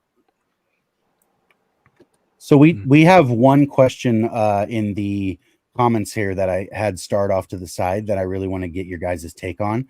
And then I have something that I want to read because it's something I wrote a long time ago that I think will be finally useful for something I'm doing here. So the question we have is, love relating the light to order and the authenticity analysis in your explanation. I think they're talking about the Mount of Transfiguration and Christ being authentic, being wrapped in light rather than Satan. How can we, followers of Jesus, represent the light in the same way that light is presented in the scriptures? So how do you guys think that we put this light on the display? How do we become the light of the world? I've been thinking of an analogy this almost this entire time, and I didn't realize it was going to relate to this question. But I worked in the Navy, and one of the things that they trained us on is being aware of how much light travels when you don't have any light pollution. And so they showed us a video of a cigarette, the cigarette cherry on the end of a cigarette, which is not a full light. It's not like the lighter, just the cigarette cherry from like 5 to 10 miles away in the middle of the ocean. A little light carries a long way when it's in the darkness. So for us, right, being in a dark world with the many things that we've talked about here, is that living a life that is in some way facing God and reflecting that light into the darkest places is going to be bright, even if it's a very small light. I like that. That's actually terrifying in a really genuine sense, but I really like that. I'm glad I don't smoke cigarettes. Go ahead, Jalen. I'm sorry. Jesus, in this the longest sermon that we have on record, the Sermon on the Mount, Jesus talks about us being, he refers to us as being the light of the world. Right. But the timing in which he says that comes after he gave the Beatitudes of blessed are the poor in spirit, blessed are those who mourn, blessed are the meek, blessed are those who hunger and thirst for righteousness, blessed are merciful, pure in heart, so on and so forth. And it's almost like he was establishing the criteria for the conduct and the character of those who are the light of the world. And so I think it is through that sermon, that lens, that criteria that we ought to represent the light that Jesus presents for us in Scripture. We ought to represent it by being poor in spirit, by mourning with, by being of comfort to those who mourn, by being meek, by hunger and thirsting for righteousness, by being merciful and pure in heart and peacemakers. I think that's the way we represent the light in Scripture that Christ is ultimately trying to point us toward. And it's that light that shouldn't be hidden under a bed or shouldn't be put under a bowl. It's that light that ought to be placed on a hill or in a high place, so that all those who are in darkness can look to that light, look to that character, and behave as such. And thus, like we said with the Garden of Eden, right? We push out the darkness when we behave in that way. I think that's how we represent the light. Yeah, to bring it Well, to go ahead. I was going to say, to bring it to practical terms as well, in terms of just being like a witness out there is another way to kind of look at it, is just not partaking of things that we just know we shouldn't do. A couple of practical examples would be like, for example, used to have lots of fun with drugs and alcohol. I don't do that anymore, obviously. So I don't get drunk. It's not even that, oh, I don't do it anymore. It's just like, no, it's not something I do. It's not an option. And so, and even people who knew me in the past would be like, well, come on, I used to do it all the time. It's just like, well, I don't do that. I don't know what to tell you. I don't know who that guy was, but I don't partake of that. And so someone could offer me something, but I'm just, hey, I appreciate it. You're trying to be kind. You're trying to share. It's really thoughtful. I'm just not interested. I've already had a couple of beverages this evening, so I've already hit my personal limit. So you enjoy. Little things like that I think can go a long way, because then they're gonna be like, well, why doesn't he want to do that anymore? You know what I mean? Other examples is just like just general and genuine kindness for others and respect for others. You know, I think a lot of that stuff goes a long way. A lot of these small practical things, just smiling at people when you're walking by, little things like that. A lot of that stuff can kind of go a long way. They seem small and insignificant, but you'd be surprised. So I think just finding moments to kind of, stand your Christian ground, so to speak.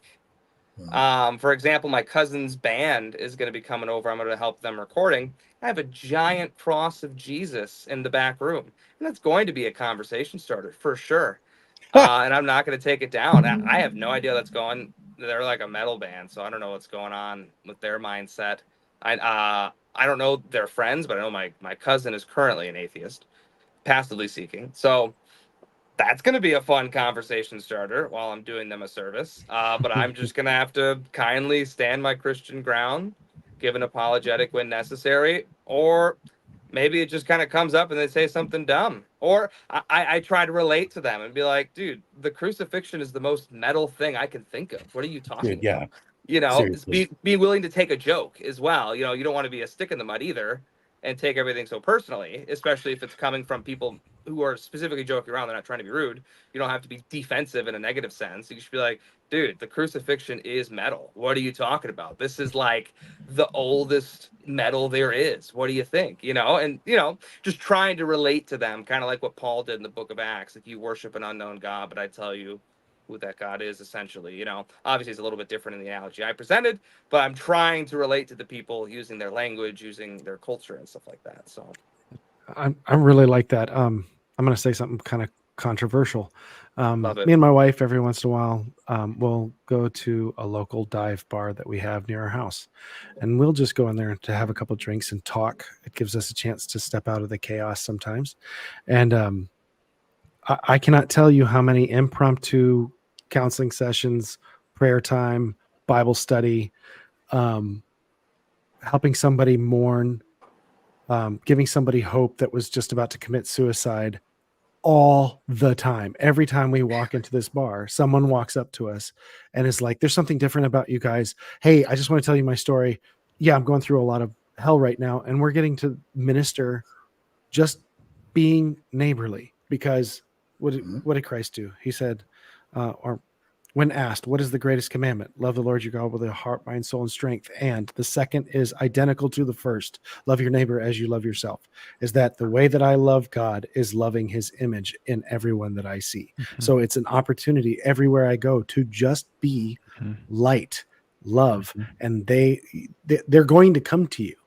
They can't avoid the light. It's like moths to the outside light in your yard at night, right? You show up in the darkness like that, they just come flying. What is that? Why are you happy? Why are you so friendly? Why is it you're never angry and bitter? Why are you never angry when you drink? Why are you always happy? Like, how is it that possible that you never walk out of here stumbling? How is it that you just bring peace to everyone that talks with you? That's what's going to keep drawing them. So you can be in really dark places and be a light, and it's amazing. Yep. Well, and that's why the two greatest commandments are identical, is because to love your neighbor is to love God, because Yes. your neighbor is an image of God. And so I think it goes back to how in John's gospel multiple times Jesus says, I am the light of the world. And so when he tells us in Matthew's gospel, you are the light of the world, he's saying, you're me. You're reflecting me. You are my body. You are my hands and feet out there in the world. And I mean, Paul says the same thing in Philippians 2 when he goes through that whole like canonic hymn where he's describing how he says, let the same mind be in you that was in Christ Jesus. And then he talks about him emptying himself, taking on the form of a slave, humbling himself, being obedient, even under the point of death. And then he goes on to say, do all this so that you may be blameless and innocent children of God without blemish in the midst of a crooked and perverse generation in which you shine like stars in the world. So he's saying, like, when you reflect me, you reflect the glory of my Father, which is exactly, I am the exact image of the Father. Now, of course, the flip side of that is like, this is a both like glorious gift and also a very dangerous possibility. So like in Matthew 6, when Christ is finishing up that same sermon, when he got through saying, you are the light of the world, he says, if your eye is unhealthy, your whole body will be full of darkness. If then the light in you is darkness, how great is the darkness? I think that's really, really important for us to keep in mind, because like my job as a counselor, I work with people who have experienced spiritual trauma and religious abuse. So people who have seen what was billed as a light and it really was darkness. And that causes so much more darkness than just simply being in the dark. To be shown the light and it really is darkness makes them go the opposite direction tenfold. And really that's on us as the church. And that's our sin that we needed to repent of and bring back to these people back to restoration. I agree. Absolutely. I think that's crucial to recognize too. And I really like what Emily posted in the comments here. Says we draw people to Christ not by loudly discrediting what they believe, by telling them how wrong they are and how right we are, but by showing them a light so lovely that they want with all their heart to know the source of it. That's absolutely true. And I think that's one of the greatest mission statements. This is honestly why in terms of like what we're doing here for Faith Unaltered, we're trying to aim at what we call clarity with charity, is really just genuinely looking at people and being like, you matter enough that I'll give you my ear. And if you have something to say, I'll take you at your word. I'll take you seriously. Some people are offended by that because then when you tell it back to them, what they just said, they know what they sound like. But if you're genuinely listening, Christians, if you're genuinely listening and you can hear the person, not for what the words that they have and how they hit you, but really hear the person that's talking to you, and you will be able to discern beyond just what the words that are being said into the heart from which it is being said. Christ said it is from the abundance of the heart that the mouth speaks. Understand that the person who is berating you and mocking you is speaking from a place of a need for power and position, because they simply have none in the reality of their own spiritual walk. And that is the abuse that they suffer, and they don't have a means by which to dispose of it. And if you can't be a proper receptacle to receive abuse and give love back, apologetics is not your game yet. I'm sorry to say it, but understand that Peter did not say, be ready with an answer for why you're right and they're wrong. He said, be ready for an answer for the hope that you have. That is what he said. And it is to recognize wholeheartedly that the person you're talking to is going to need hope, and you need to have an answer for it. And if what you're doing and engaging in apologetics is not being a hope fire in a world full of deadwood, right? If that's not what you're doing with your apologetics, please stop. Please. And I don't mean that to be mean. I mean that because You don't understand that when you Mhm. expose people, but you don't give them hope, what you're doing is Yep. creating that deep darkness. Well, and everything you're saying is coming straight out of Isaiah 2 and Deuteronomy 4. So in Deuteronomy, when they're going over the law of God, which is truth, it is actual, given from God. And it says, and God tells the Israelites, you must observe them and perform them, for this will show your wisdom and discernment to the peoples, who, when they hear all these statutes, will say, surely this great nation is a wise and discerning people. For what other nation has a God so near to it as the Lord our God is whenever we call them? And so, like, the nations are recognizing not that it's true, but they look at Israel and say, oh my goodness, you are showing forth God, and we want to be a part of that. And the exact same thing happens in Isaiah 2 when it says, in days to come, in the mountains of the Lord's house, all the nations shall stream to it. Many people shall come and say, come, let us go up to the mountain of the God, the mountain of the Lord, to the house of the God of Jacob, that he may teach us his ways. And then it goes on toward the end, verse 5, it says, O house of Jacob, come, let us walk in the light of the Lord. So, I mean, all of that is like tied in together, that when Israel was given the light of the Torah, they were given it for the sole purpose of shining that light forth so that the nation should want to be a part of that light. Right. And you can't fake genuine hope. And I think that's a lot of, I have a word of faith background for a few years. You can't ever admit your struggle because, well, then you're speaking that into existence. And it's like, well, then I don't have genuine hope to offer anyone because I'm struggling and I'm putting on a smile, right? I'm masquerading. Exactly. Right. And I want to reiterate what Joshua said too about if you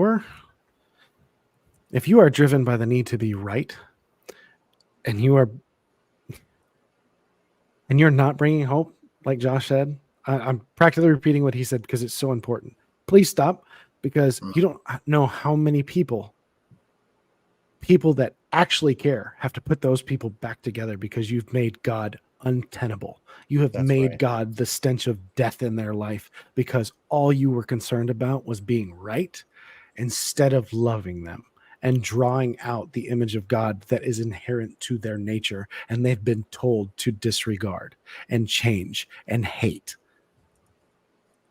It's so important to stop the I need to be right. Great. You need be right, but be love. Speak truth with love. They are more important than you being right. And they might just need a hug and not your platitudes of truth. Yeah. And we don't show love simply and solely by speaking the truth.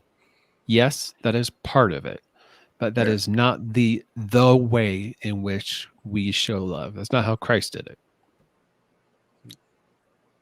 Exactly. This is fantastic. Neither so I'm going to read. Condemn you. Oh, sorry. No. Go ahead. I want you to finish this thought because I'm going to read something real quick.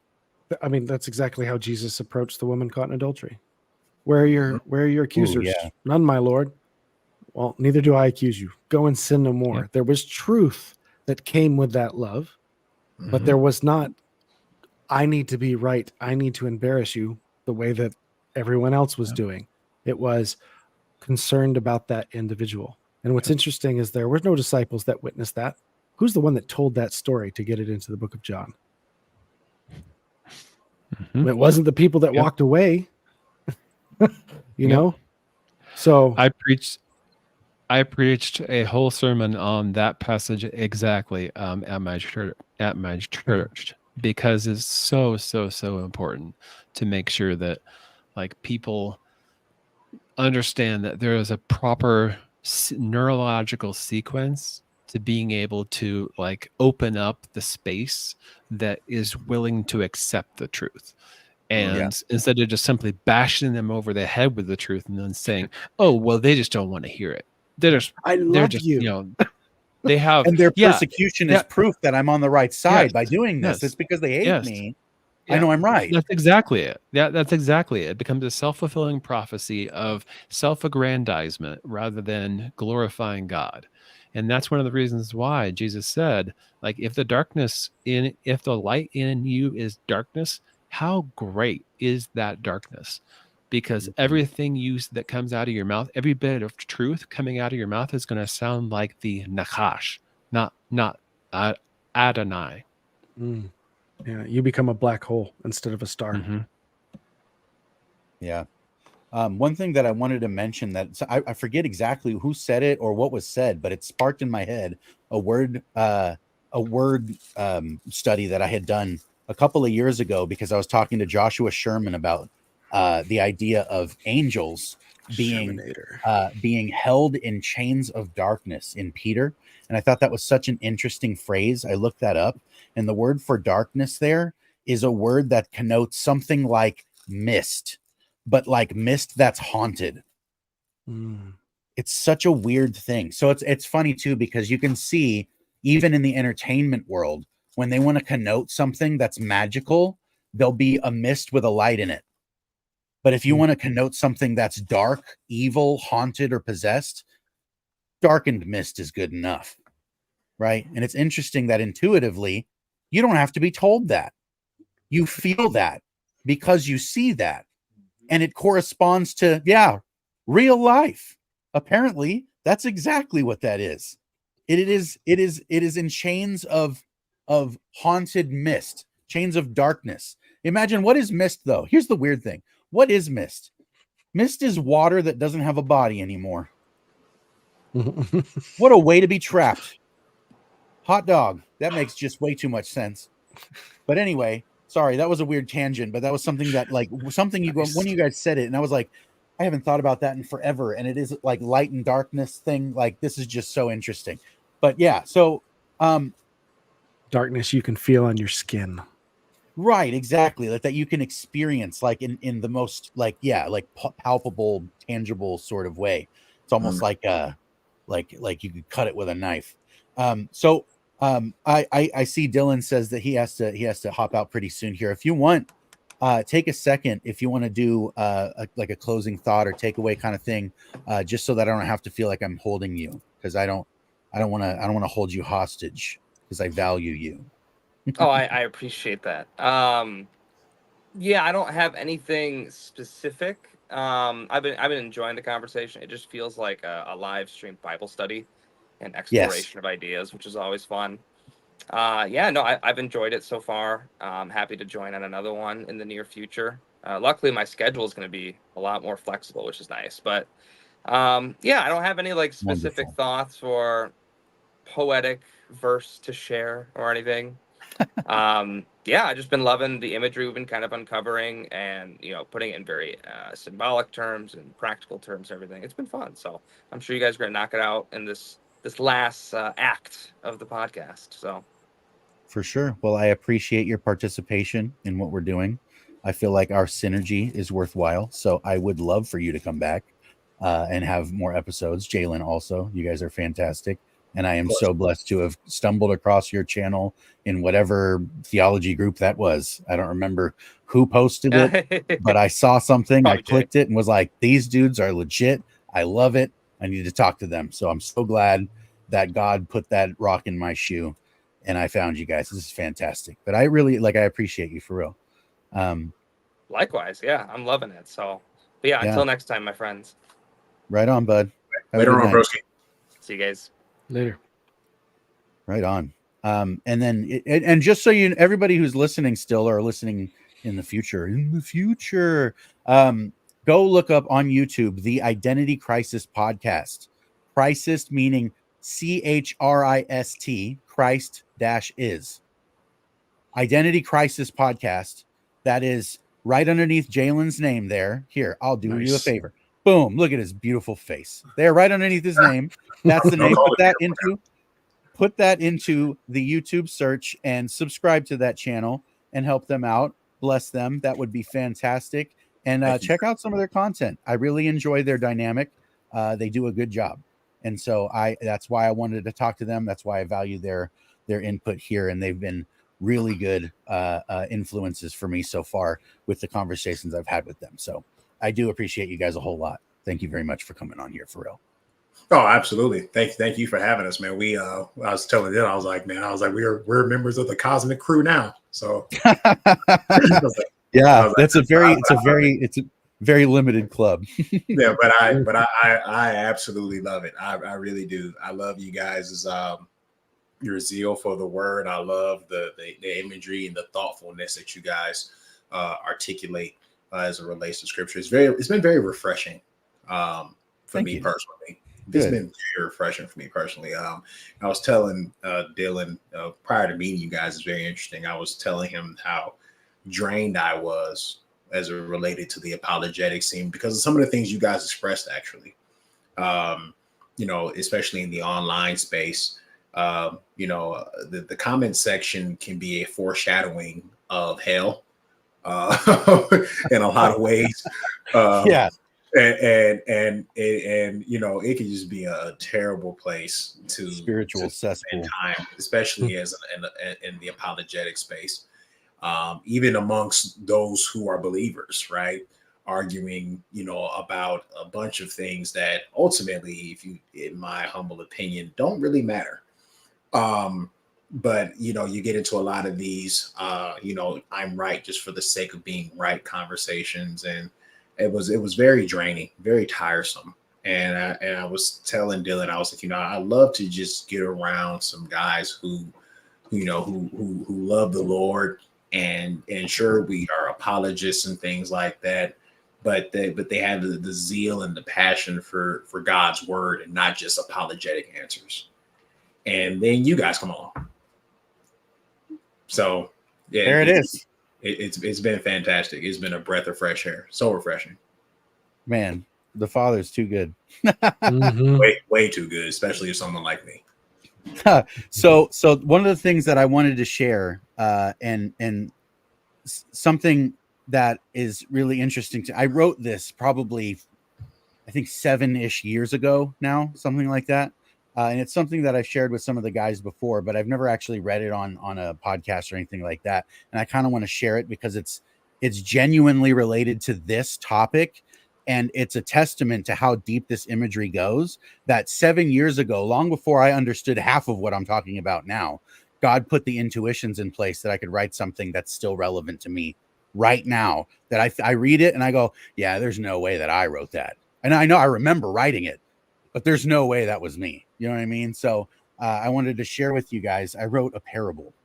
So a preacher and a teacher walked into a certain place to bring news of their king, a place of vast darkness, where the men had a pale, sick pigment, and life had a flavor like bitter failure. With them, the preacher and the teacher brought only light and salt. In this place, they found the lost. Many of those lost ones ran from the sting of the light on their darkened eyes and the burn of the salt in their wounded flesh, for it did hurt to die to oneself. However, there were others that saw the light and tasted its flavorful graces. They found this light a greater guide and source of healing than the darkness, and welcomed the pain of its healing from the salt. There was a great comfort in seeing things as they really were in the light, and an incomparable trust birthed in the healing process. In time, they too became like the preacher and the teacher and went forth into bitter darkness with salt and light. Together, they have, under the guidance of that Holy Spirit, built quite the city. It has been lifted up and set up high, as on a hill, and it cannot be hidden. There is unalterable glory, and to this kingdom of peculiar priests there will be no end. Their king is over all. Blessed be he. What do you guys think of that? That was impressive, first and foremost. I agree. That's why I don't think I wrote it. Yeah, I would have thought of that to save my life. No, it was awesome. It was awesome.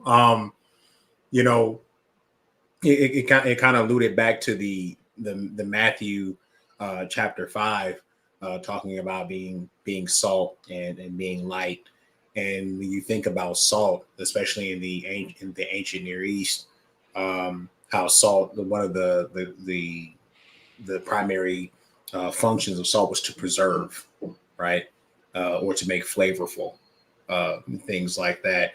And then you think about light and what light has always done, which is been the governing agent by which we see everything else, by which we give things meaning, by which we establish order, and things like that.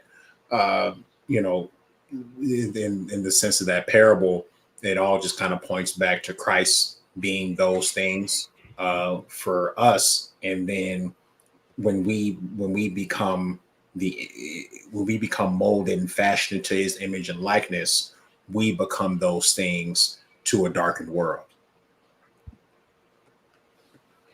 Yes. And what I think of when I think of that imagery of both salt and priesthood is how salt was always sprinkled on top of all the sacrifices in Leviticus 2:13, because they were all food gifts to God.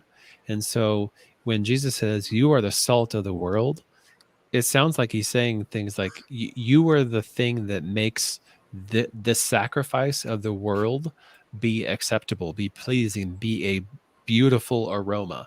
And that's why, like Paul says in Romans 15:16, he says that like his whole mission is to bring the Gentiles as an acceptable sacrifice, which is, I mean, he's basically quoting Isaiah 66 right there. So, I mean, the whole idea there is that, like when you were talking about like that kingdom of priests that has no end in your narrative there, Josh, that's our job. That's what we are called to be, is to be that kingdom of priests, a holy nation. That's in Revelation 5. It's in 1 Peter.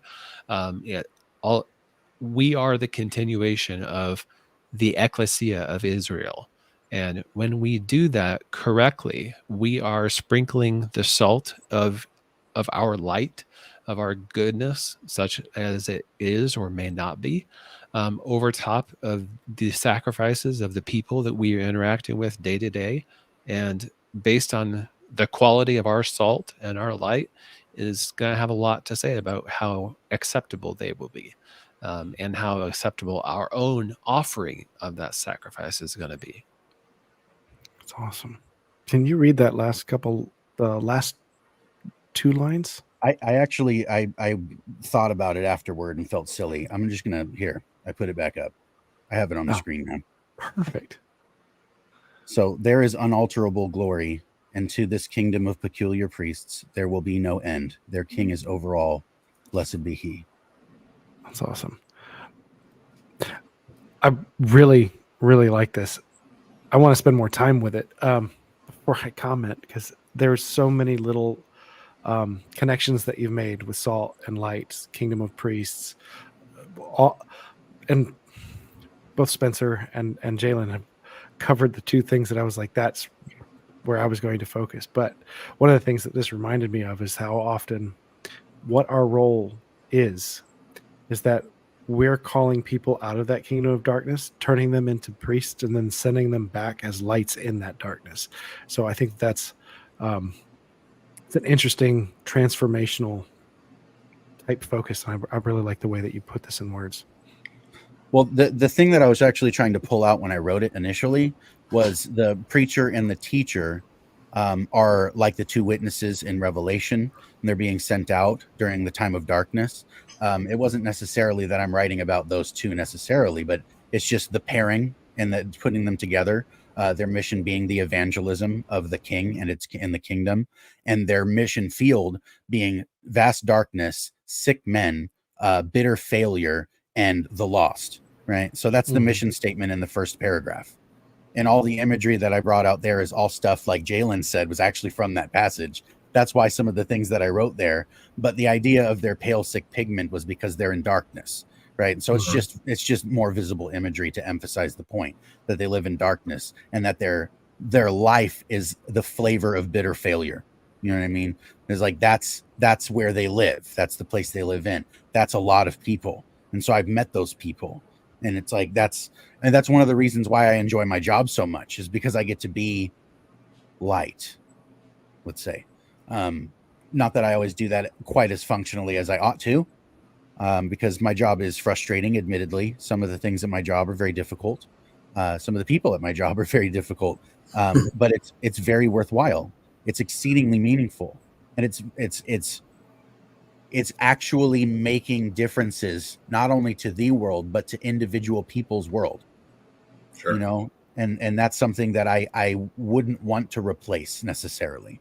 And so it's something that I enjoy, and it's the kind of thing that I would want people to know the fruit of, you know what I mean? But it's a difficult thing to show people because they're not around, you know what I mean? So you kind of have to like show them in a different way. So I was like thinking about it. I initially wrote this before this time, but I can show here, I actually posted this initially in 2020. And so I had this written for some time, and then I finally posted it. That was like 4 years ago. So I didn't write this today with all the imagery that we talked about. It just happens to be all the same imagery that we talked about. It's really interesting that it kind of all just comes together. You know what I mean? I love that it comes together.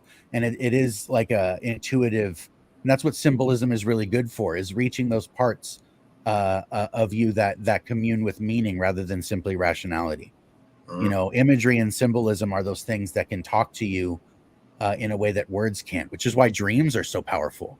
You know, dreams sacrifice coherence for completeness in a really, really weird way. And like when you're awake, you sacrifice the completeness of your experience for the coherence of your attention. But your dreams are the opposite. They don't care about that. They just want to show you everything right now. There it is. You know what I mean? And so it's like that experience is very vivid. And to have something like that happen while you're awake is really interesting. So I just, you know, to write it down is something that I think is it's wise to do, because there's no way I would have memorized something like this from that long ago. But I'm very glad that I have it, you know. But yeah, the part of this that was most important to me was actually this. I was actually going to bring that up, Josh, that I was sitting there reading it and I'm like, I almost forgot you said that. Because it's just different when it was on the screen. But you know, that in time they too became like the preacher and the teacher, and they went forth into the bitter darkness with salt and light. Like that's what the Bible means by believe. Yep. That's it right there. That's belief in God right there. And together under the guidance of the Spirit of holiness built quite the city. Like that's what encompasses, do you believe in God right there? That's the real question.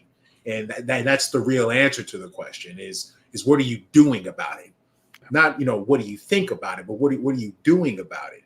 Because ultimately that's what we've been called to do, is we've been called to build and to work. We were created to be, you know, partners with God, and not partners in an equal sense, but we were created to work for and with him and for and with each other to fill the earth with salt and light and build this city. And if you want to get to a revelation standpoint, the city that the teacher and the preacher and ultimately the king will reign in. And then the next thing that makes it terribly relevant again, it has been lifted up and set up high as on a hill, it cannot be hidden. That's the light. Right? That was what we initially talked about, was the idea of the light coming forth and being not just goodness by order, but revelatory. Like you have this, now you can see the thing, right? And I think that's what Jesus is talking about. Like you can't see the kingdom unless you're born again, right? Like of course you can't. Like, of course you can't. You need the transformations in order to receive the light, because God knows better, and he's not going to just drown you in light. You need what you need, and you get what you get, because God is good. He knows what he's doing, you know? Like, I, especially as somebody who has a skeptic's heart beating in his chest, and I'm like thirsty for knowledge all the time. I love inquiry. I have had to become so happy to not know a thing.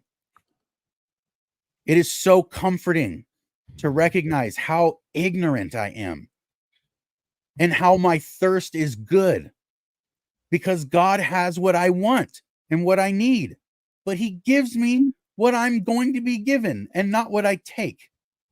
And that is so much better. It's so much better. I don't go out trying to make things happen. I am pleased with what I receive. And that wasn't always the case. That's not the case for everybody. Some people, they get an answer and they're like, yeah, I just like, I want to know more. It's like, what if you don't need to right now? Right. What if you drink too deeply from the well all at once and you overwhelm yourself, and then you get full of this head knowledge and you think that, having the right list of propositions about the faith is how you convert people. You go out. You can drown from drinking too much water. That's right. Water's poison if you breathe it. Mm-hmm. It's poison if you drink too much of it too. That's right. Or if it has too much salt in it, ironically. But it's like, if you recognize that you want to know more, that's not bad. But trying to know more before you can use it often is overwhelming for one's spirit and builds improper expectations, is what I'm trying to say. And it's too much light at once. And then you have a tool belt full of tools that you've never used. You don't know how to use them, but you feel cool because you walk around with them. Sure. And it's like, that knowledge is a high. I've said this a bunch of times. Knowledge is a kind of high. You really do need to know and understand that knowledge is like a high. And if you have enough of it and you want to tell people about it, that's good. That's good. But if you're not using it and people are catching you with a pocket full of seeds and no fruit of your own, you will not be compelling. Yikes. Man. Yikes. I'm sorry. I don't mean to put on that was my soapbox for the minute. We're approaching the 2-hour mark. So if you guys want to go, I think we should go around and do some round off statements here. What do you think, Troy? That's another wonderful discussion. I think that, man, well, I don't want to take away from what you just said because it was so good. Don't get caught in the high of knowledge. We've already done the kind of critique of apologetics that look at how smart I am, look how right I am, and leaving a trail of broken souls behind them. I think the discussion that we started with about Satan appears as an angel of light, and that his first introductory into the story is him giving a truth before it's time, tempting someone to take it for themselves, which is what you just wrapped up with, is going, all right, I'm not the one that determines what is best for me. He is. And I will follow my curiosity. But I also don't dwell too long in it, because where's he leading me? What is the thing that I need to hear? I might listen to an hour or two and get 10 minutes of the truth that God needs me to hear. Right. And that's always been the way that I encourage people, is follow your curiosity. Don't limit what your intake is, unless it's taking away from things that are more important, like your family. But recognize you don't need to get all of it. You just need to get what God has for you in it, right? That seed. Because then it's a matter of planting, meditating, working it through, embody it, because then it starts producing fruit in you that other people can draw from. And it produces a wonderful scent that, hey, there's something sweet here, and it'll draw more people. Forcing fruit too early, it's bitter, it's full of tannins. It might look good, but when you bite into it, it'll dry your mouth out, and no one likes that.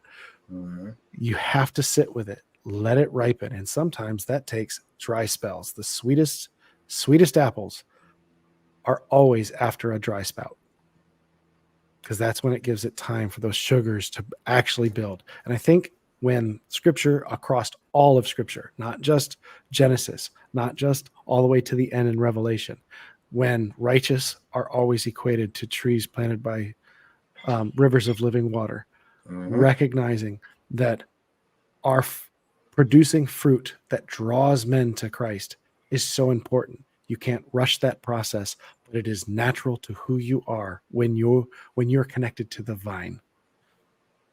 So, Jalen, what do you think, bud? Beautifully stated, Troy. And whenever you said that rivers planted by rivers of living water, I thought about Psalms 1. You talked about bringing forth fruit in its season, in its due season, right?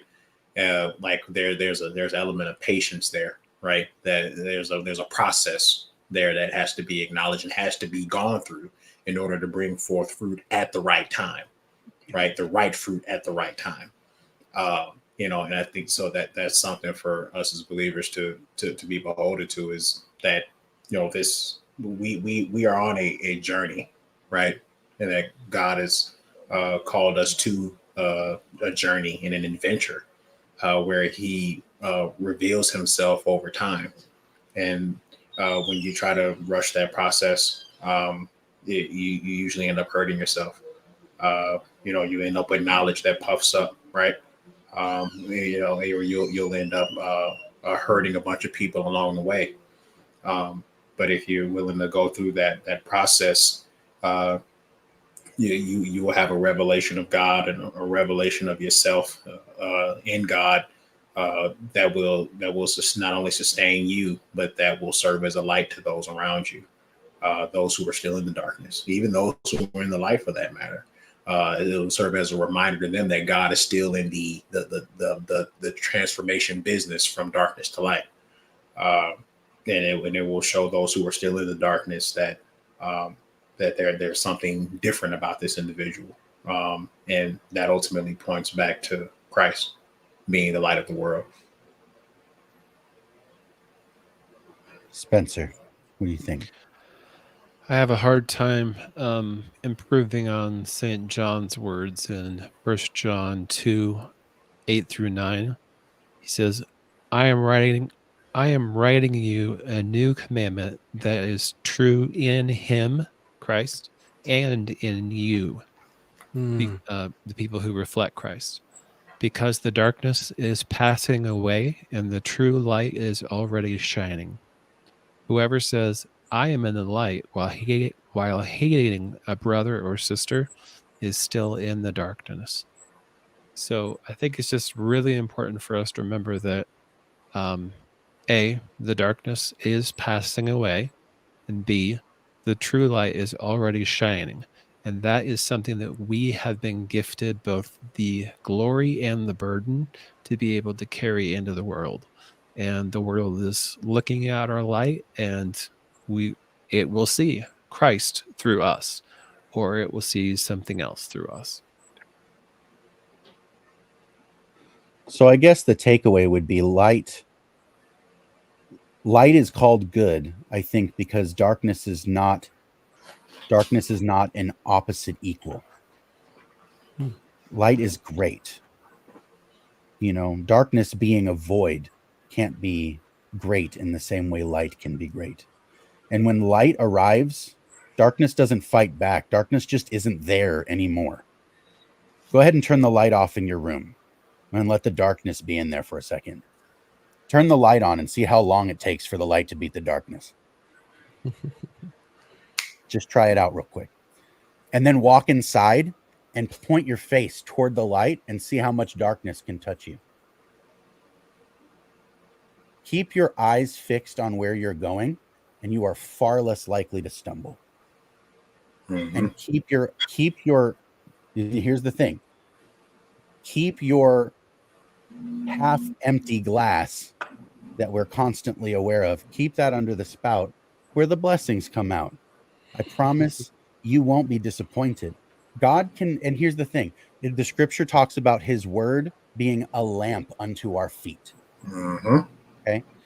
That imagery is like saying, I have flashlight, right? And just saying I have a flashlight, that doesn't mean much. But let's say we all live in a cave that you can't see 5 inches in front of your face, much less 5 miles in front of your face. Well, now that flashlight is literally the center of the world. That's what it is. We will congregate around it. How did you know what the world was at night? When you lived in a tribe, you went to where the fire was. That's where the community was inside the reach of that light. That's where you stay. But then what if you could take that light with you? I think that's what we're saying here. Stay with the light when you need that healing and that community. Be ready to come back. And this is often. This is not just when you're down. What we mean by that is like regularly, preferably at least once a week regularly. You know, the whole church thing, right? You should come together with those who have light and be around the light. You should. You should walk in the light. Be in the light as he is in the light. And enjoy it. It is good. But then take it with you. Don't walk away without a torch. When you come to the campfire of the Lord, don't walk away without a torch. But don't stay away so long that your torch is insufficient. Mm-hmm. This is a give and take. That's why we need the community. We don't do this alone. I said this on Jamie's show. I can't do this. You can't do this. But we can do this. That's what we want to do. That's what we want to achieve.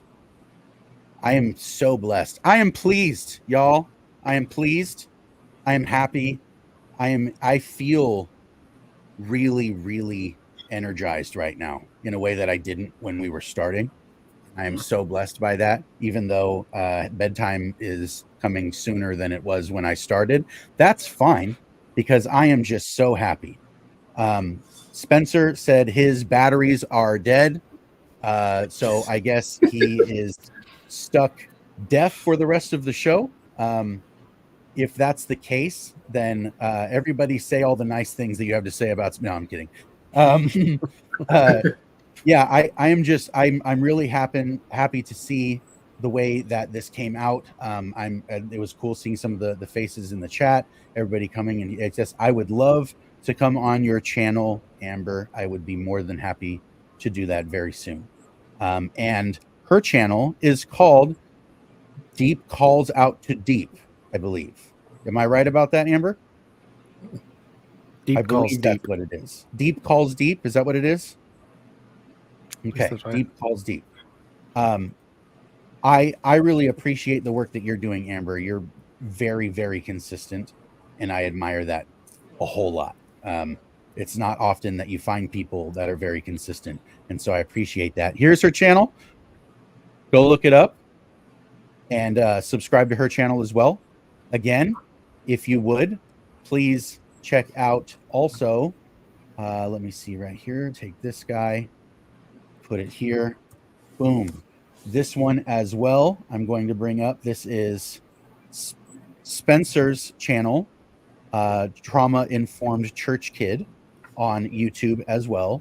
And again, we would like you to check out the Identity Crisis podcast on YouTube and take the time to check out some of their content and subscribe to that channel as well for more of Jalen and Dylan. And again, I appreciate their participation in this. Troy, we need to get you to have a channel, so I have something to put there. We'll call it Twins Incorporated or something.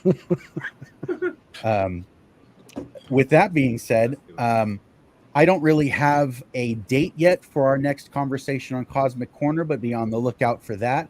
I will be posting it. If you are not friends with me on Facebook, come add me on Facebook. That's probably the easiest way to know about this stuff beforehand. If you don't already have a subscription to Cosmic Corner through Faith Unaltered, please hit the subscribe button and subscribe to the Faith Unaltered channel. If you like what you're hearing here, I have a playlist on our homepage. You can hit the playlist tab and then go down to the Cosmic Corner, or in the search bar, just type in Cosmic Corner. My playlist is the first thing that comes up. And yeah, Cosmic Crew for life. That's right. That's right. I am so happy with how this went, and I am so pleased with tonight. And though Tyler isn't here to say it, I will say good night, God bless, and stay like Christ. Thank you for watching Cosmic Corner.